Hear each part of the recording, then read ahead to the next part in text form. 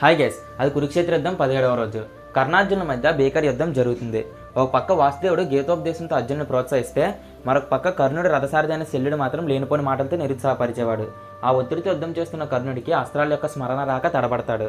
కర్ణుడి ప్రవర్తన అర్థం కాని అర్జునుడికి శ్రీకృష్ణుడు కర్ణుడి శాపాలు ఫలించడం మొదలైంది అర్జున అని అంటాడు. అప్పుడే కర్ణుడి రథం భూమిలోకి దిగిపోతుంది. రథం కోసం దిగిన కర్ణుడిని అర్జునుడు బాణం సంధించి వధిస్తాడు.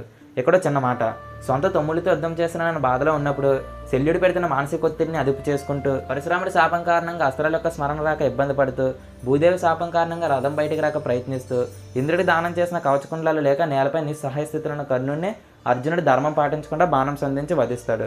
ఇక్కడ ధర్మం పాటించకుండా నేను ఎందుకు చెప్పానంటే, యుద్ధ నియమాల ప్రకారం నేలపై ఉన్న ఒక వ్యక్తిని రథంపై నుంచి చంపకూడదు. కానీ కృష్ణుడు ఆజ్ఞాపించడంతో అర్జునుడు చంపేస్తాడు. మరి తప్ప అంటే తప్పు కాదనే చెప్పాలి. ఎందుకంటే ఆ సమయంలో తప్ప కర్ణుడిని చంపడం అసాధ్యం.